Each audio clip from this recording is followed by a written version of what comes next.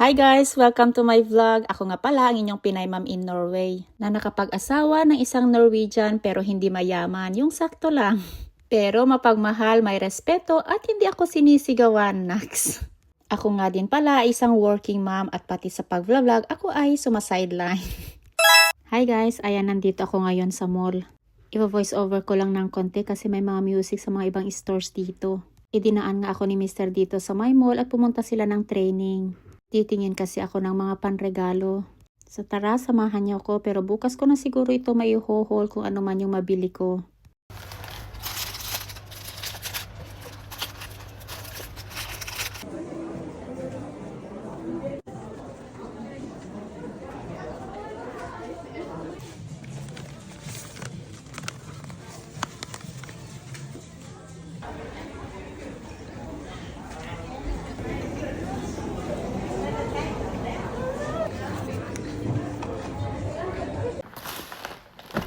Hi guys, ayan, magpo-haul ako yung mga pinamili ko kahapon para may pandagdag content ako.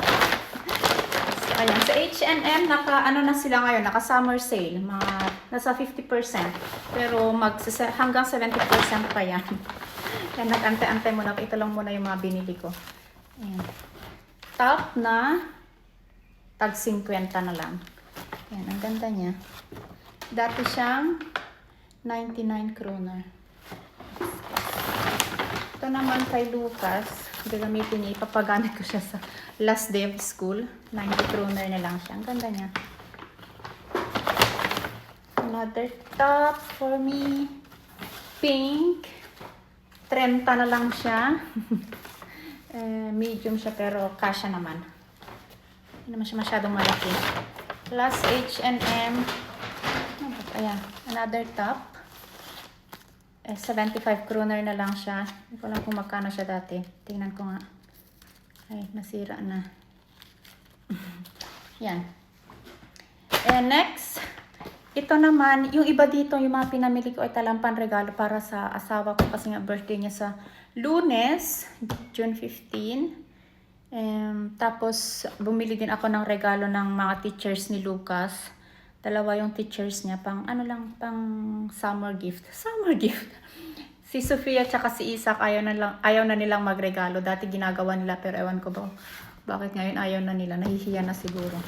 So itong isang regalo namin kay Mr. ay sapatos. Ang tagal ko sa bilihan ng sapatos. Ayan siya. Yung asawa ko guys, wala siyang wish. As in, kapag tanungin mo siya, walang, you don't have to, ano ba ito? Basta, ayaw niya. Pero, syempre, deserve naman niya maregaluhan. Hindi lang lagi na siya na lang yung nagbibigay sa amin. So, yan, bumili na ako ng mga t-shirts niya. Yan. I-ano ko siya, babalutin ko na siya ngayon kasi wala sila. Tapos, ay ito din. Rolex, charis. Ballpen, personalized ballpen. Yan, may pangalan siya dyan. Lagi nawawala yung ballpen niya eh. Rolex. Ayan, ito, candies para sa mga teachers ni Lucas. Bumili din ako ng, nilagay ko na sila lahat dito para hindi na ako bumili ng isa pang plastic. Face mask, gummies, kukutunin niya. At ito guys, ang tagal kong naghanap. Kasi yung store na normal na pinupuntahan ko malapit sa amin dito ay, sa sentro ay wala sila nito. Itong perfume na ito, Mikura ang pangalan, na smooth. Tag 38 kroner lang siya. As in, murang-mura lang siya. Ayan. Andali. Ayan. As in, murang-mura lang siya. Tag, wala pang 250 pesos pag kinonvert sa pesos. 240 plus lang siya. Ayan. Ang bango niya. Sa mga taga-Norway, itry nyo siya. Pero syempre, kung mamahalin ang gusto mo, ako kasi hindi ako mahilig sa ganito lang. Masaya na ako. 38 kroner na perfume. Wala ako ni isang mamahaling perfume ni kahit kailanman hindi ako bumili ng mamahaling perfume. Cologne. Ubus na kasi yung mga bench na binili ko sa Pilipinas. Kaya eto na. Bumili na ako ng 3 para sana magkasya hanggang summer vacation na. Tapos itong 2 ay idadagdag ko sa dito para sa mga pictures ni Lucas. Ano po ba ito? Ay, tops para kay Sofia. Ayan. Tapos itong red, pinabili niya kasi gagamitin niya sa birthday party ng classmate niya. Ito sa kapitbahay na yun kasi ano daw siya. Pwede kasi silang, yung team niya is about, basta magsu-Super Mario daw siya. So, ayan. So, yan guys, yung mga pinamili ko.